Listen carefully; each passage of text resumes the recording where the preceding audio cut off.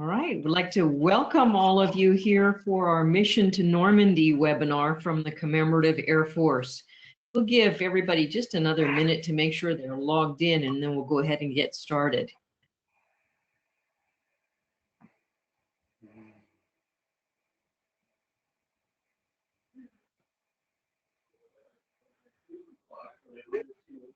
All right, I think we're ready. We've got panelists who are just champing at the bit to tell some stories. So I'd like to welcome all of you here. We're going to be talking about D-Day, which was June the 6th, 1944, and the Allied invasion of Normandy.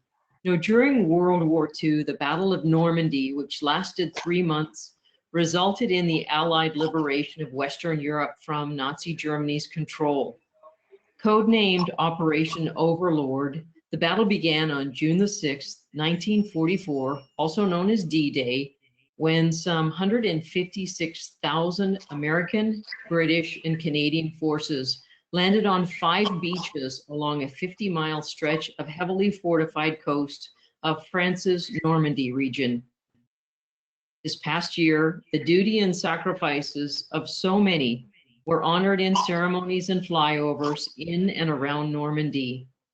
2 CAF airplanes participated in this historic event, and we're here today to share the experience. My name is Nancy McGee. I'm the Vice President of Education for the Commemorative Air Force, and I'm going to welcome our panelists. We've got 5 gentlemen here who were deeply involved in the mission to bring 2 CAF aircraft to Normandy for the 2019 75th anniversary. In the interest of time, I want each panelist to go ahead and briefly introduce himself and then state his role in the return to Normandy. So Doug, we'll start with you. Hi, well, thanks for joining us today. I'm excited to be here. My name's Doug Rosenthal, and I'm coming to you from Clear Lake, Iowa. And I was one of the flight crew on That's All Brother on the, I flew the trip over and all our time in Europe, and then came home on an airliner. Hi, I'm Bill Prosser, and I'm with you here in Riverside, California. And I was the wing leader of the Inland Empire Wing, which has the D-Day doll. And I too was a member of the flight crew for the part of the trip. I'm Steve Rose. I'm in Anaheim, California. I'm a member of the Inland Empire Wing. I'm was the lead pilot on the D-Day doll for the entire trip to Europe and back. Former Navy pilot in United Airlines. My name's Joe Ensminger. I'm the wing leader of the Central Texas Wing in San Marcos, Texas. I live in Austin. I was also the leader of the D-Day, the CAF D-Day wing, which was the combined effort of the original 4 aircraft that were going to go. And I was honored to be able to be a SIC on That's All Brother throughout England, France, and Germany. And my name's Andy Mag, also in Austin, Texas, with the Central Texas Wing. Like Doug and Joe, I was an SIC, or with like Joe, SIC on That's All Brother, and I flew over with the plane as well as in England and France. All right, thank you, gentlemen, for being with us. You know, D-Day doll and That's All Brother played an important role both in 1944 in the invasion of Normandy and in the 2019th anniversary. So my guess is you don't just decide the week before an anniversary that you want to pop across the pond to take part in a flyover. So Bill and Joe, can you talk about some of the planning and organizing and of course the challenges that you had that went into being part of the 75th anniversary flyover? Sure. So obviously this was a big effort for both the wings involved and the CAF. We actually started the in earnest planning for it in 2017. We met in Dallas with representatives from 4 CAF units, the DFW Wing, the Inland Empire Wing, the Highland Lake Squadron, and the Central Texas Wing. And the plan that we put on the table at that meeting was to send 4 airplanes from the CAF over.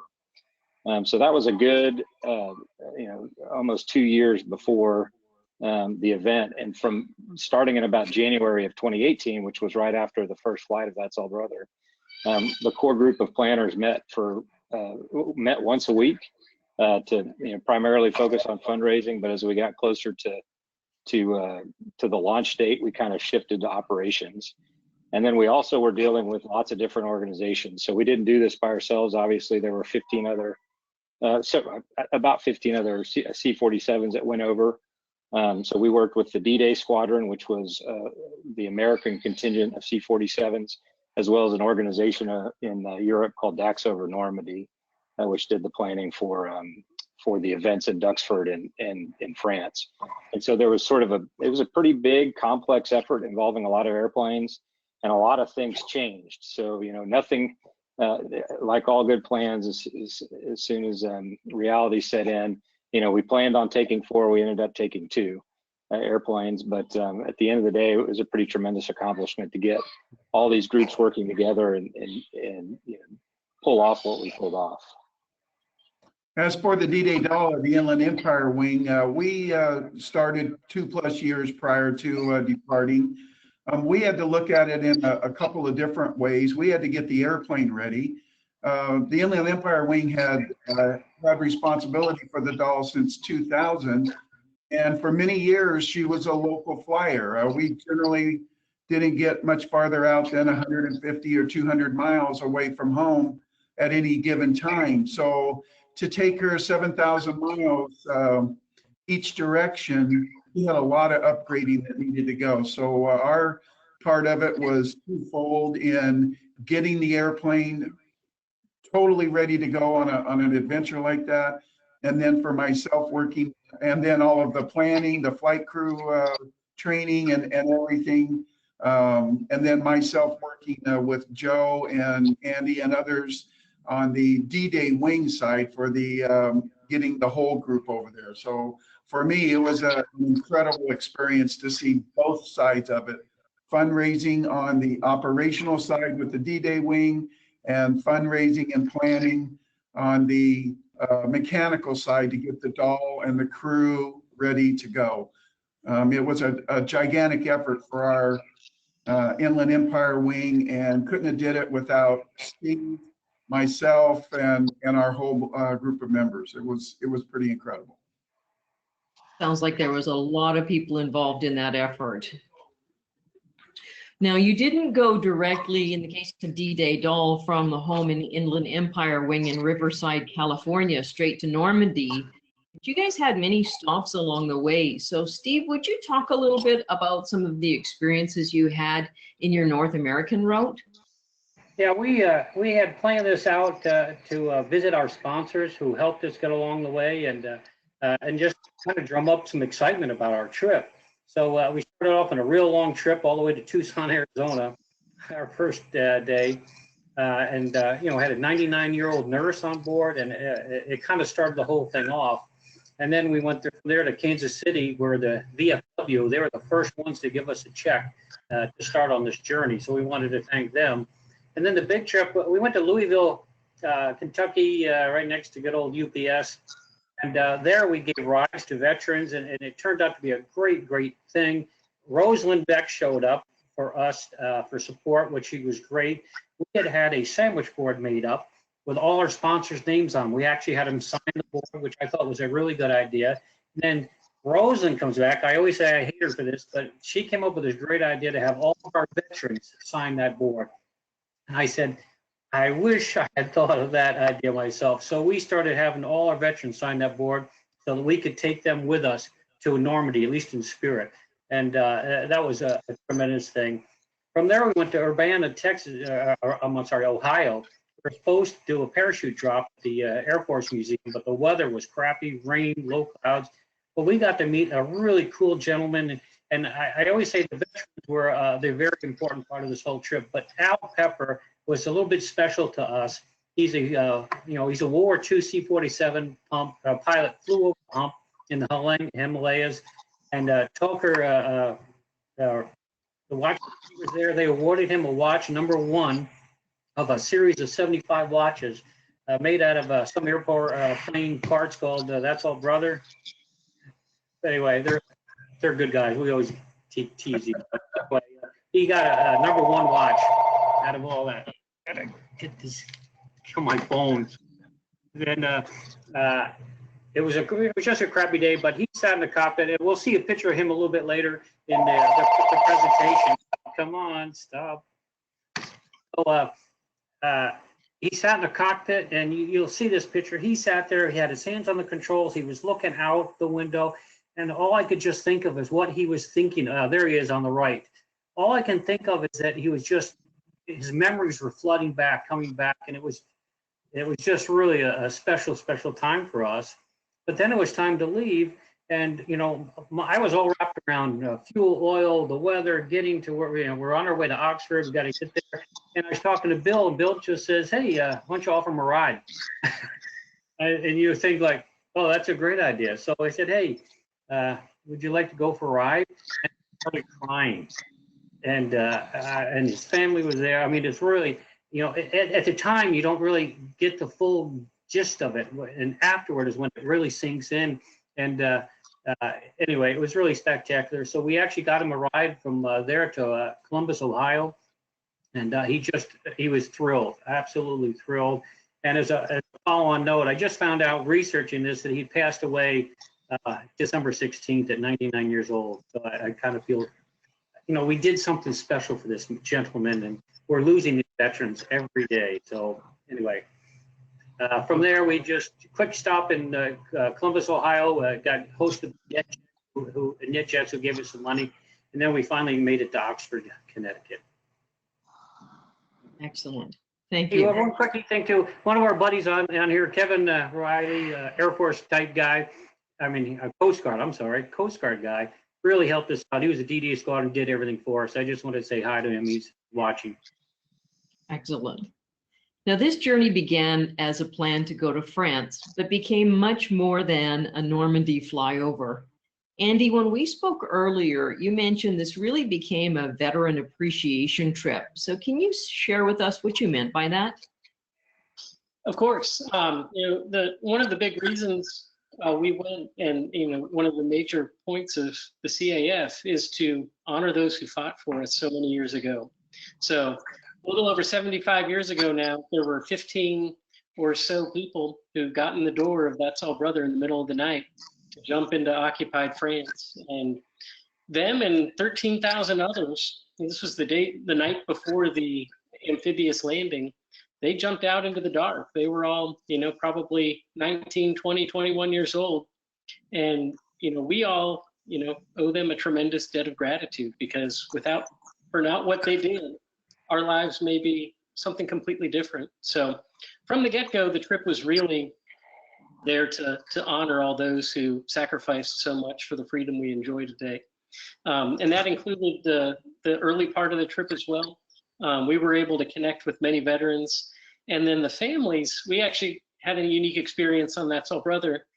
Because we know its history pretty well, we were able to connect with the families of two of the crew members who flew her during World War II, both the Donaldson family and the Reams family.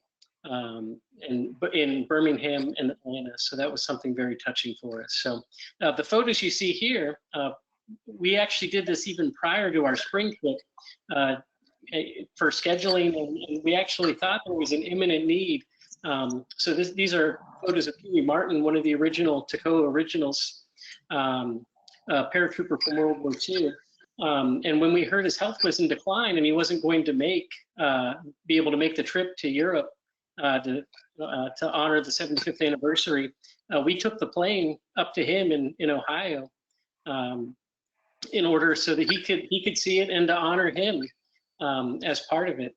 Midway through our tour is when Dick Cole, the last surviving Doolittle Raider, passed, and we actually came back from Birmingham in order to participate in that as well. So the whole trip, first and foremost, was about honoring veterans and the sacrifices they made for us.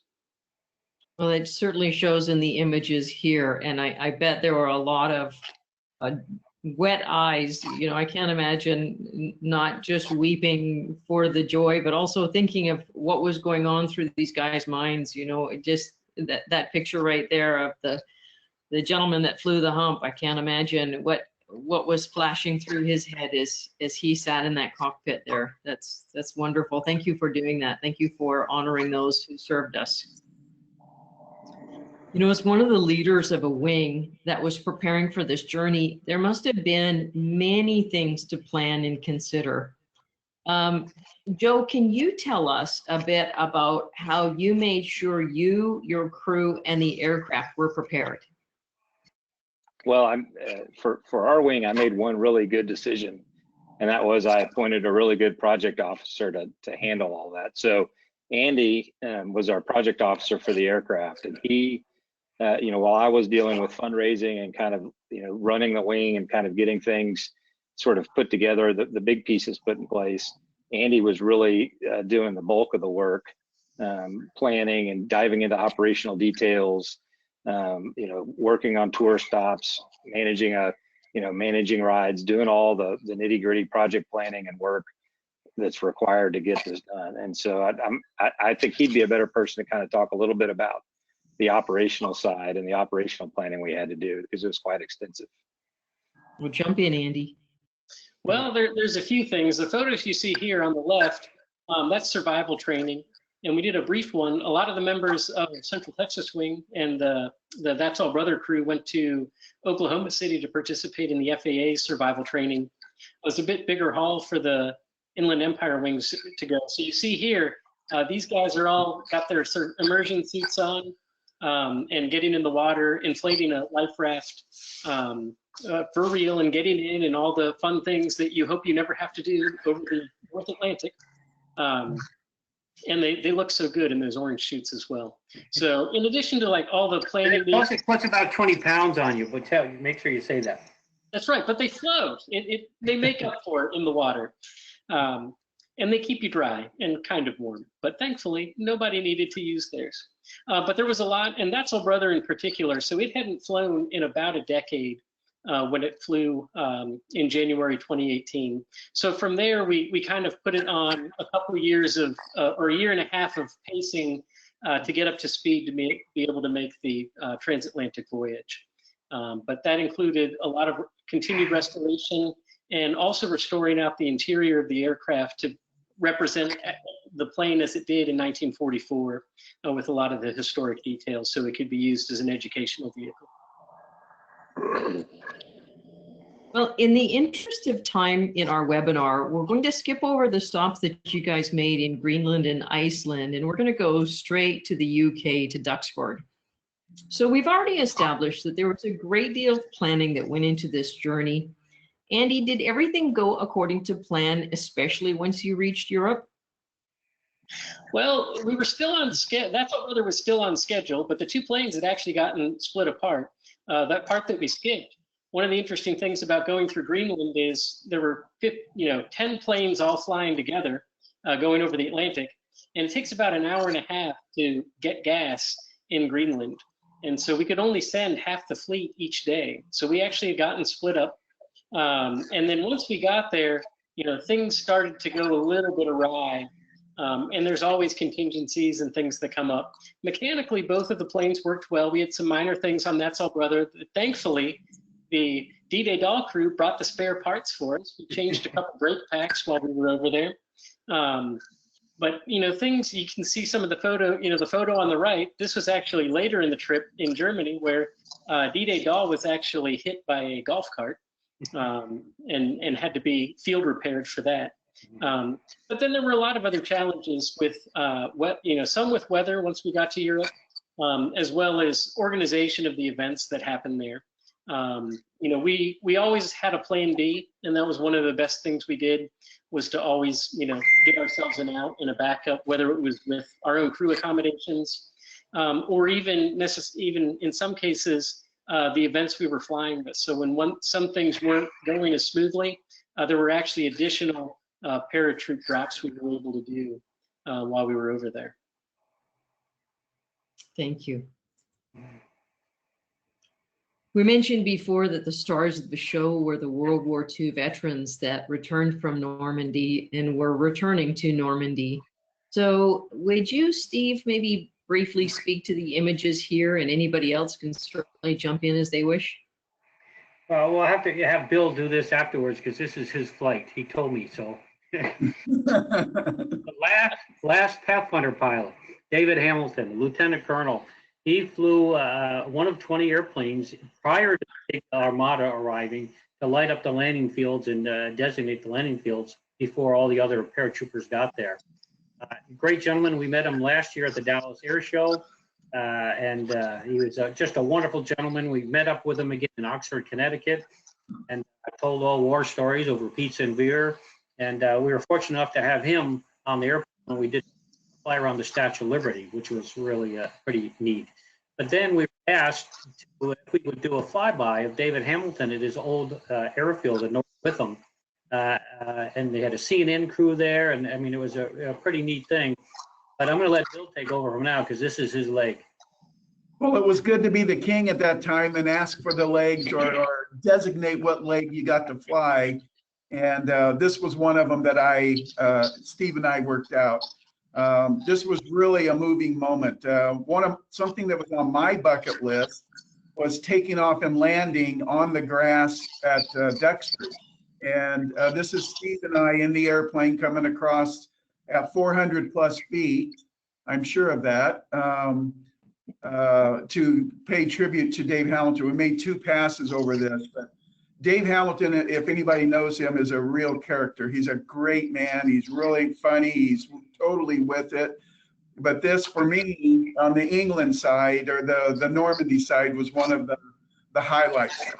To pay tribute to him. We had a full plane load of folks with us.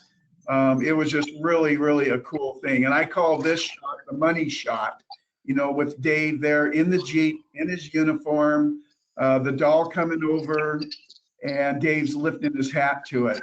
This wasn't the last time we saw him. We saw him later that day, I believe, and then we saw him in France as well. But just a great gentleman and just a great memory to pay tribute to him and all of those others, Pathfinder pilots and those that jumped and flew that day. Wow, I'm wondering as I look at those images, which one of you was more touched by the experience, you and your crew or Dave Hamilton? Well, I think we were. When we got back, we didn't obviously see those pictures until we got back. But when we saw them, and we did, I mean, you could see Dave. I didn't realize he was waving to us with his hat or saluting us, whatever you want to call it. But I mean, that kind of sends shivers up and down my spine when I see that stuff. I'd still choke up when I see that. We had just, I don't remember if it was just before or just after that, we had finished the CNN interview. But I choke up when I see those kinds of things. I'm just very, very touched by that emotionally. The whole trip was, and when I say a roller coaster, I don't mean it as up and down, but it was very emotional, the whole trip. Understandably so, yeah. So there were lots of excursions like the Dave Hamilton trip. We did an excursion to Old Warden to the Shuttleworth collection, and things were happening so fast. For me, it was just like one continuous video recorder, and you just recorded these experiences that you were having in rapid succession because you didn't have time, given all the other things that you had to do, to process them. And then when we got home and you sat down and you started looking at pictures and videos and things like that, that was when some of it started to sink in and you started to realize the magnitude of this event. Mm-hmm. Yeah, understandably. Well, you guys had a very busy day on June the 5th, the day before the official Normandy flyover. Andy and Steve, can you tell us about that day and including the dedication of the 300 plus reenactors who also participated? Andy, you want to? All right, sure. It started really early. We actually, on that day, we made two cross-channel flights. So we flew over and actually did some parachute drops in Cherbourg early in the morning, then flew back and then made the cross-channel jump where paratroopers loaded up in England, flew with us over and jumped out in Normandy. So there was a very long day. And then after that, I didn't end up getting to bed until about 3 in the morning that day myself. So it was almost a 24-hour day that day. So, but it was quite the day. It was one of the more memorable ones for me on the cross-channel jump. You know, one of the more vivid things I'll remember is as we're flying out and leaving England, looking down, and actually I didn't expect anything, but there were thousands of people who came out to a place called Beachy Head in southern England, and actually were watching all the airplanes fly by. So it was nowhere near where we took off, nowhere near where the paratroopers were jumping out, but they wanted to see the formation of aircraft heading out over the channel. And you could see, you know, hundreds and hundreds of cars parked down there in a line, and just, you know, a whole field's full of people watching the aircraft go by, which was incredibly touching. Steve? Yeah, and the other thing was when we departed, at least on the big jump in the afternoon, there were thousands of people lined up at Duxford, and whether it's me or whatever, but they weren't cheering or screaming or anything. They were just solemn, like you know, like we were actually going to go and invade Europe, or you know, drop paratroopers in Normandy. It was very solemn and very. I mean, when you look at it, I mean, it really does again give you chills that these people are, you know, respecting what we're doing, and it's even though it was a reenactment, it's almost like, you know, these people. Man, these guys are really doing something special, and you know, we need to be, you know, solemn about this. You know, like I said, Andy said, it was a busy day, and to our hotel at midnight or something like that. The only thing open was McDonald's, and we were starving. It was like eating steak, even though it was McDonald's.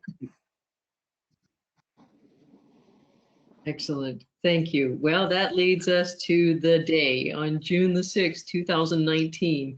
You accomplished the flyover that was several years in the planning. So, Doug, Bill, what was that like for you? And of course, did everything go according to plan? Go ahead, Doug. Well, the June 6th flyover, first of all, when we went over there, we were pretty sure that we had been told we probably wouldn't be able to fly on June 6th because of the presidents of the U.S. and France were both going to be there. And so we were not given much hope that we'd actually be able to fly on June 6th.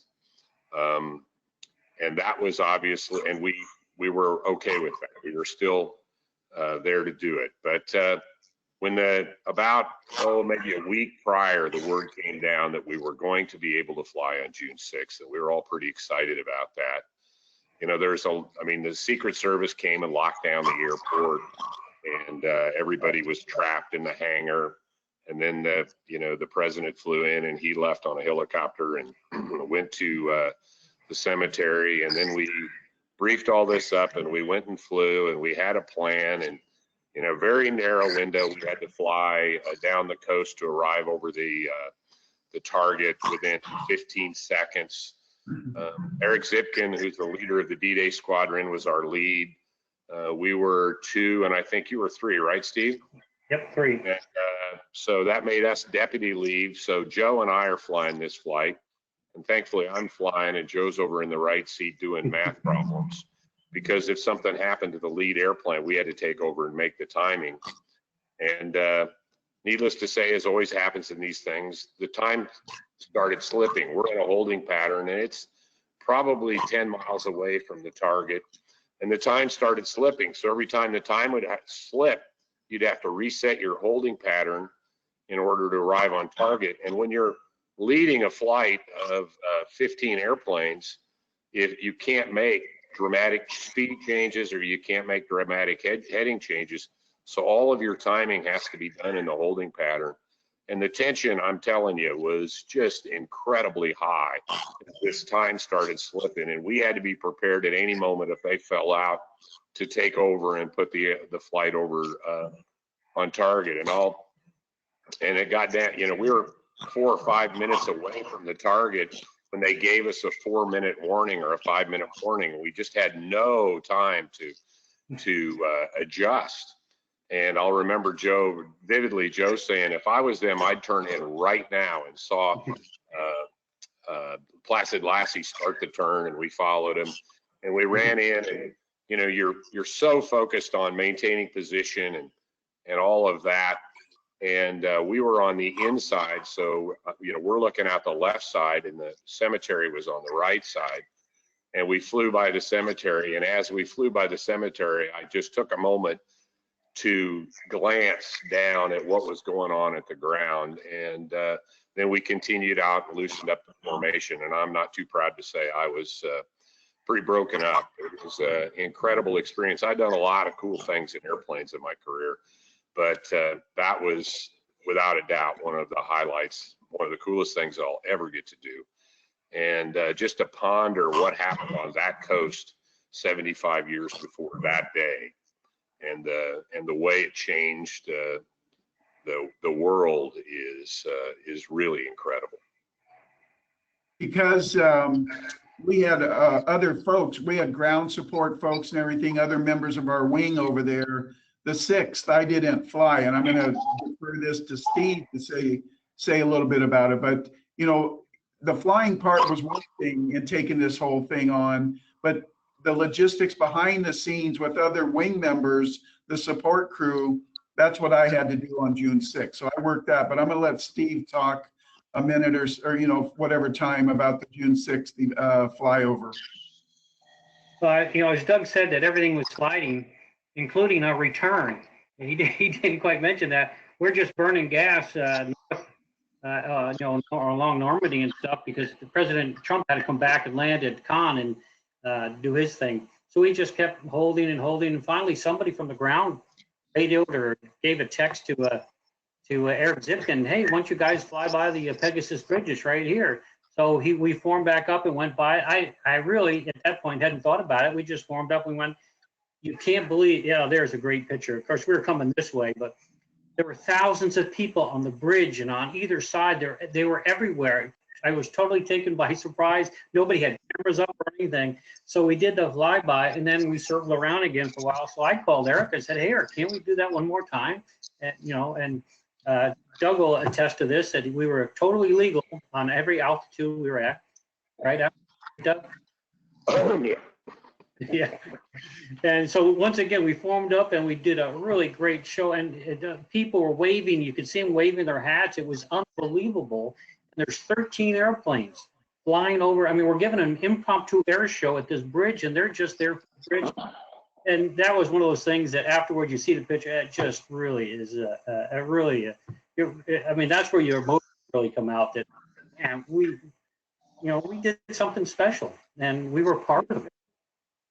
I think that was a neat flight, and the end of it was particularly fun. But when you think about what we were allowed to do, or really what we were honored to do on that day, I mean, we not only got to fly the mission, but we were the only airplanes operating at the time that weren't military. We flew within a half a mile of 2 heads of state. And then for about an hour and a half, while we were waiting for them to clear the area, we were allowed to own the airspace around France and basically kind of take a grand tour of northern France and all the important landmarks and historical places that you read about. And it was fantastic. That was a pretty neat highlight. And I'd like to speak just a little bit about that. You talk about flying around Europe. We've all watched Band of Brothers, and we've heard stories about D-Day and have some understanding, but be able to fly over those places and realize both what a small and big area that it was.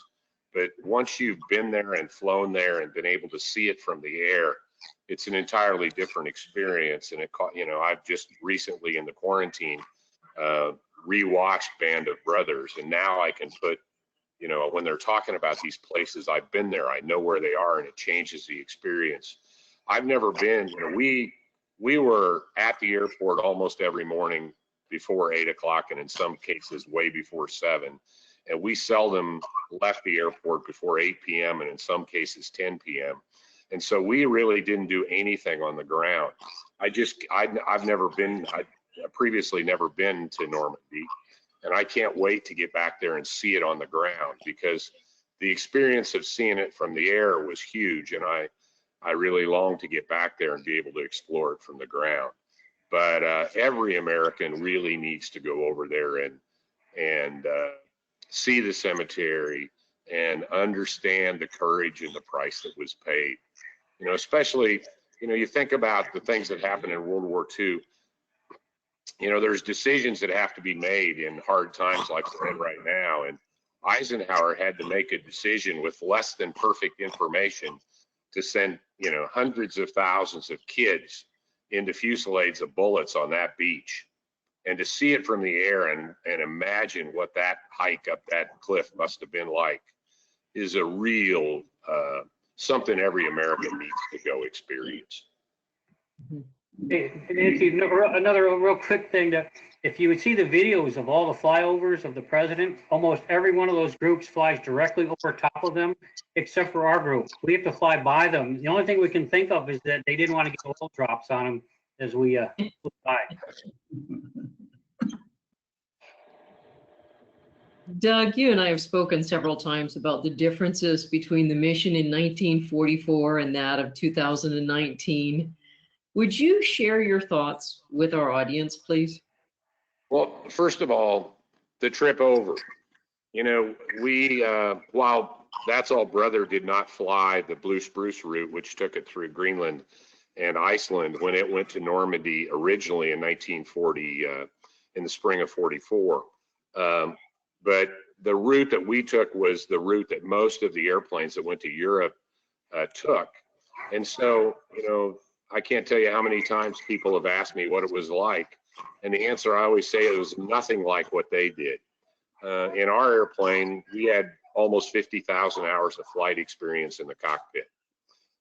In World War II, those kids would have been lucky to have 500 hours. We had a bucket full of GPSs, you know, literally, and a bucket full of batteries to go with it. We knew exactly where we were at all times.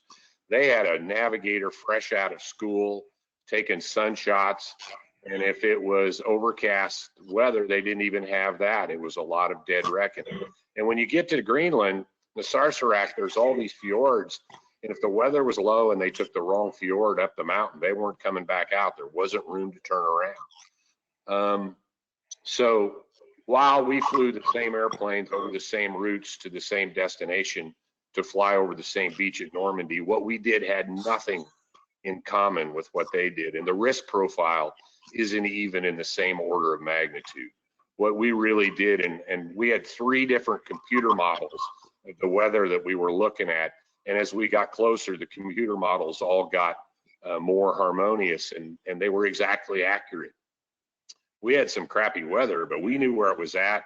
We knew where the ice was at. And on the entire trip, we never got more than just a light frosting of ice on the airplane. And it's because of good information that we had access to. We had satellite communicators. We could text message from anywhere on the crossing. So it's a totally different experience. And one other, Steve mentioned Kevin Riley. Kevin was a Coast Guard pilot that Eric Zipkin, the leader of the D-Day Squadron, put out a call on social media for some logistic support. And Kevin Riley was a Coast Guard helicopter pilot in Alaska, and he raised his hand and volunteered. And, you know, when I was talking about this, we were all talking about rafts and poopy suits, you know, for the crossing and all that. And I jokingly said, I'd rather have a 9mm because the result is the same, it's just quicker. But Kevin brought a level of understanding and professionalism and did some research about DC-3s that had ditched, and really added a level of confidence and a level of professionalism, and really set a good tone for a very diverse group of people that were flying all these airplanes. And I just got to say, you know, we had 15 different groups that were all led by Type A personalities, and everybody worked together as a team very, very well. And that speaks to the leadership of Eric Zipkin and the D-Day Squadron. And Kevin, they set a great tone. So that's one of the comparisons. The logistics to move 15 airplanes is just incredible.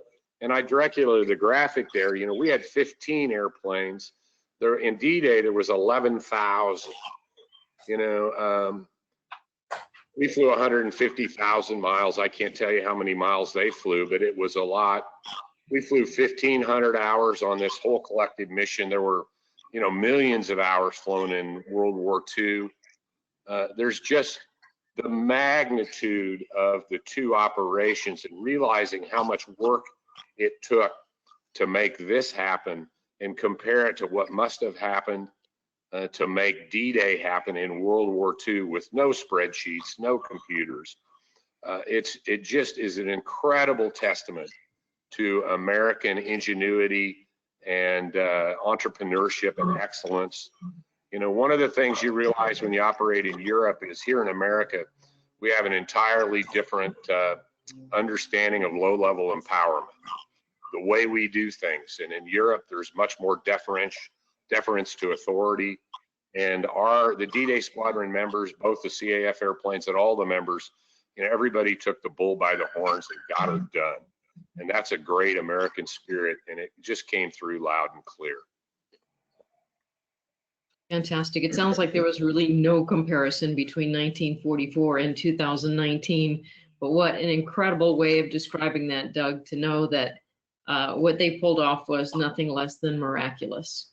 That's absolutely correct. And, you know, as Andy talked about honoring our veterans, the greatest way that we can honor veterans is to make sure that their sacrifice was not in vain.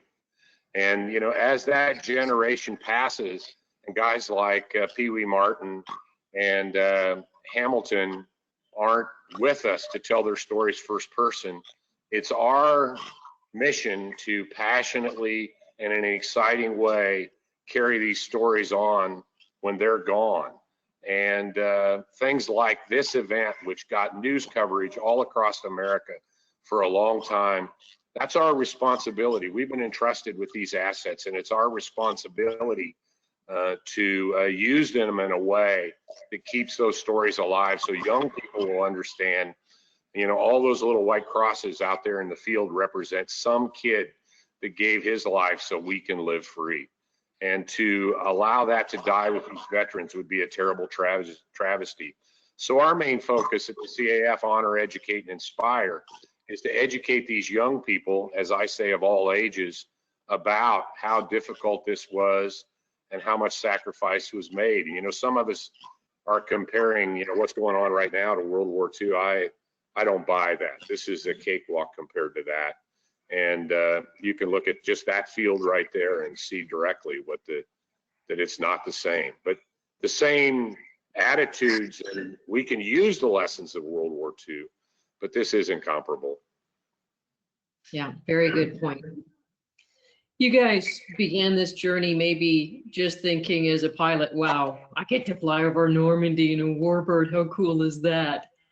But from my conversations with you as we've planned this webinar, I feel you walked away, each of you, very changed by this experience. So do any of you want to comment about your transformation? I'll start. One thing that I really was surprised and grateful for, we didn't talk about it much here. We talked about the veterans and showing the appreciation of them, but the local people in France and somewhat in England, they were so grateful, not only that we had come over, you know, in the 21st century, but they were grateful for what the Americans did 75 years ago, you know, and they weren't even thought of at that point. So, you know, that was one thing that I took away.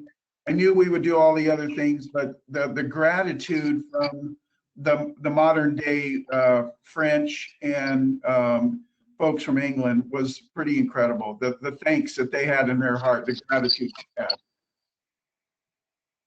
Yeah, obviously when they were all on the Pegasus Bridge watching you guys fly over, that says it right there too. Mm-hmm. I would just have Anybody? to say, I just have to say that, you know, I think across all of us, the trip had to have been one of the most meaningful things any of us had ever done. Just the overall scale of it. And it was one of the things you couldn't really appreciate at the time because it was a lot of work and there wasn't a lot of time to really process everything we saw. But, you know, between all the people we met and really, you know, how many people kind of came out to see all of, you know, it wasn't about us even, right? No one cares about us, the crews of the planes. It was really about the aircraft and the veterans and what the aircraft represent in the history again, of all the sacrifice that was made. So, you know, it really wasn't until well after that you could kind of process that and kind of see how significant of an event it was. And it was an honor to be part of it.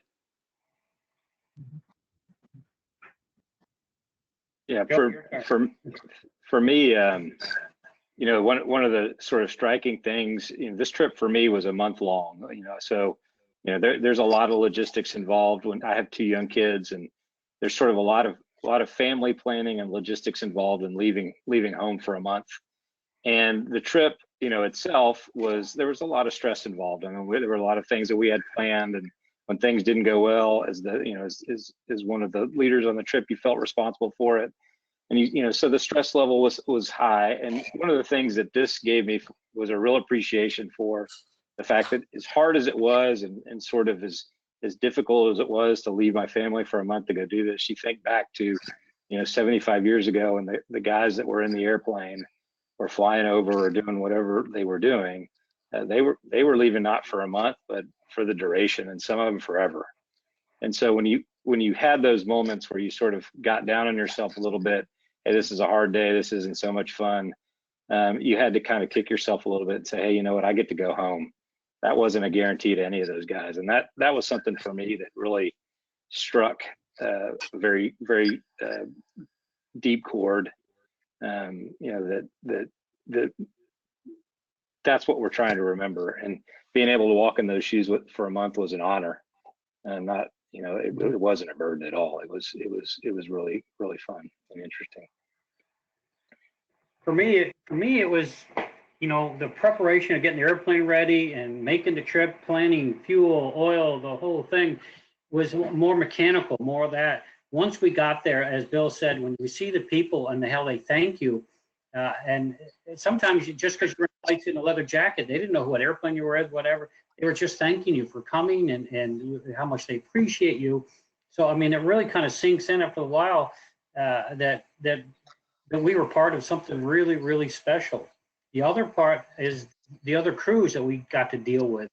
They're all professional. You know, it's the air exhibition, just top notch of getting us going and getting us together as a team.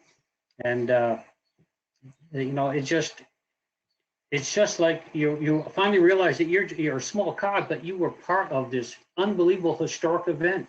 I mean, it's like Doug says, it's after the fact when you look at pictures and you see the videos and stuff, you realize, you know what, that was us. We did that. I mean, not we per se, but, you know, we were part of this huge, bigger event than our little, you know, D-Day doll unit. So I would just say, Go ahead, Doug. I would say 2 things that I took away. First and foremost, flying is the ultimate expression of freedom. And I was gone for 42 days and spent, you know, almost 40 of them flying, most of those out of the country, and come to have a profound appreciation for the freedoms that we enjoy here in aviation. And, you know, ICAO flight plans, and more and more and more, our aviation system is being modified to look more like Europe, and that's not a good thing. And all of us as pilots need to be on our guard and fight to maintain the freedoms in aviation that we have, because flying in Europe is difficult. We just take it totally for granted here. And so I came home with a renewed commitment to fight for those freedoms with AOPA and the other alphabet groups that do that, because if we don't, those freedoms will be gone. And to let that happen disrespects all those gravestones that are in the graphic that you see right there. The other thing that I took away is part of what Steve said. You know, there were 15 groups of Americans, and not just the flight crews, all the folks at home that spent months getting these airplanes ready and raising the money. And those of us that were in the airplane on the site were just the tip of the iceberg. But there's a picture, and it's not in our deck, of the probably around 85 or people that at one of our stops in Wiesbaden. And what an incredible group of people that have the gumption and the spirit and the drive to, you know, it cost every airplane somewhere between $150,000 and $250,000 to make this trip. And every one of those groups had the gumption to go out and raise that money and put new avionics in their airplanes and get their airplanes up to speed and fly, you know, almost 15,000 miles over and back to honor what happened on that day. And I am incredibly humbled to be able to call myself part of that group, and made some lifelong friends. And so it was an incredible experience, no doubt. And hopefully, just hopefully, we raise the level of awareness of all Americans about what happened, just a little bit about what happened on that day in June of 1944. Well, you absolutely did, and you all are to be commended for your part in that. It was a great tribute, and as the CAF educates, honors, and inspires, I think this is a terrific example of that. I know we have a number of people who are asking questions along the way, so I'm going to open it up very quickly for a few questions that have come in. One of them, what is the biggest logistical challenge you faced during the Atlantic crossing? I think for most people would agree, probably Greenland is the biggest logistical challenge there. So in terms of, you know, both from, you know, what could possibly go wrong, it's very remote, not well served by any airline, or very fast by freight. So Greenland was the big one that we were worried about from the get-go. And we planned our flights not overnighting in Greenland, because if you were to break down, that was the last place you wanted to break down. So I know that D-Day Doll ended up overnighting on the way back, but the plan both ways. both ways. So for us, that's our brother never overnighted, because we're you know, chicken like that. So that was the big one. It's also, you know, not only is it logistically complex, and it's, you know, it's effectively one way in the land and turn around and take off the other way, susceptible to fast weather changes. And it's also staggeringly expensive. So I think we paid $11 or $12 a gallon for aviation fuel there, and it had to be pre-purchased and shipped in well before. And like I said before, it takes an hour and a half to fuel each aircraft. So there's a 600-gallon truck, and it can fuel one plane, and then it has to go load up gas and then let all the air bubbles get out. So it was very slow getting planes through there. Thank you.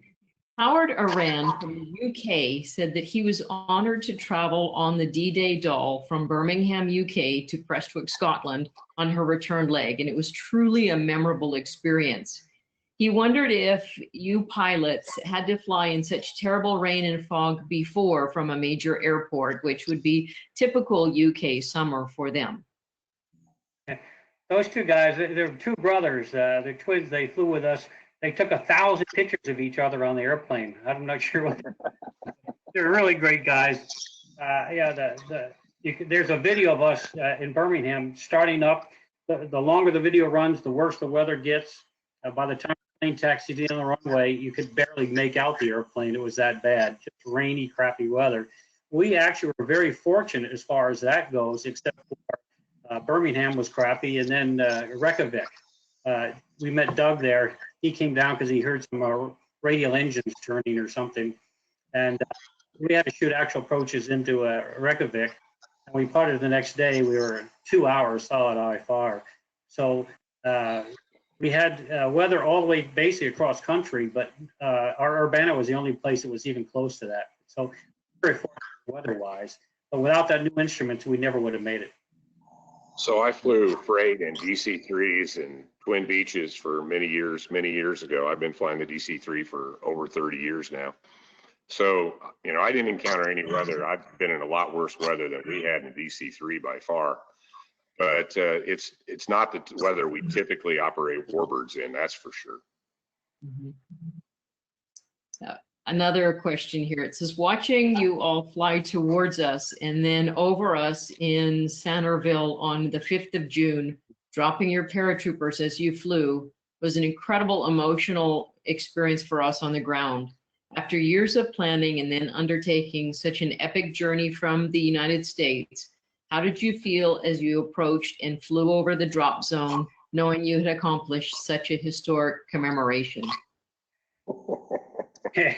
That's kind of a loaded question. I'm gonna let Doug take that one.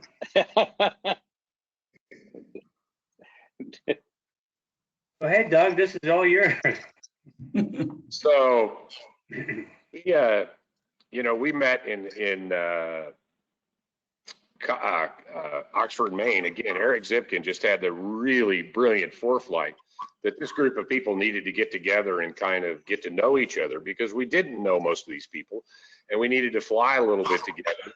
And again, from Kevin Riley's leadership, we set a very professional tone, and we had very detailed and briefings, and was really, everybody was doing a great job.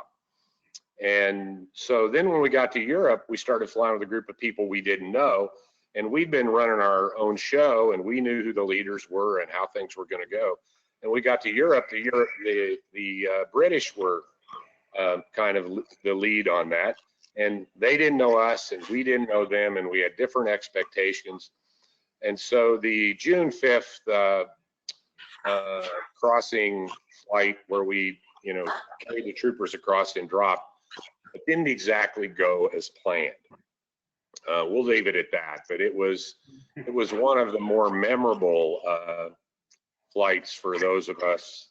But you know, we got through it, and it, you know, there were many challenges on this trip. That was a small one, but it was that wasn't our best work.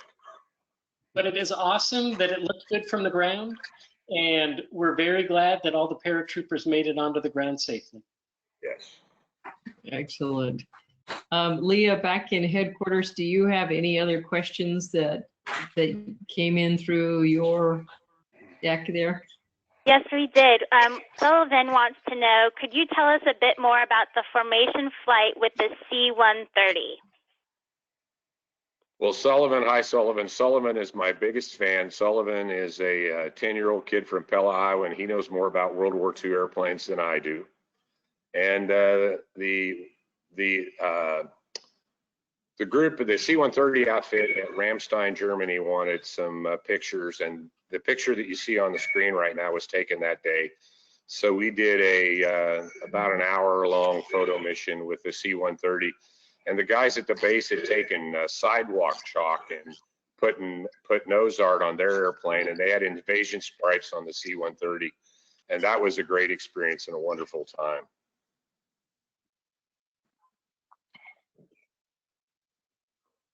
We had one more question, and it's a technical question, so I'm not sure if we're going to be able to answer it, but it asks, does anyone know how many troop transport airplanes that left the U.S. for Europe in World War II that never made it? That's a tough question. I think that I heard numbers like, when we were talking about this, I heard numbers like 15% of the airplanes were lost. 10 or 15% of the airplanes were lost on the North Atlantic crossing. Is a number that sticks in my mind. It was not I don't know the overall World War II number. I believe it was 19 or 20 were lost on D-Day of the 800. No, but I think the question was how many were lost crossing the North Atlantic. Right. And I looked that number up as we were thinking about this, and it was a significant number. But again, it was not the same because of GPS and satellite weather, and you know, and every day airplanes had to leave Goose Bay because they were coming every day. If the weather wasn't right, we didn't have to go. We had left, you know, a full 10 days early. So if we needed to sit in Goose Bay and wait for weather, we could. Some of us did, Doug. The downside of, if you're going to be stuck somewhere, Goose Bay really isn't a great place to stay either. Okay. Well, I would like to give a sincere thanks to you gentlemen as our panelists, and of course to our webinar attendees for taking the time for this vicarious journey back to Normandy. I know we are all green with envy for the experience you had, and all the richer for having listened to your story. So thank you for sharing that with us. I know that was some very personal thoughts there that you shared. And we hope that our audience will continue on joining the Commemorative Air Force for webinars. We've got quite a few coming up. I've got them on the screen right now, and we'll make sure we send out some email blasts to let you know when those are going to take place. Again, gentlemen, thank you so much for your time. Thank you for honoring our veterans. And to those of you who've served, thank you so much for your service.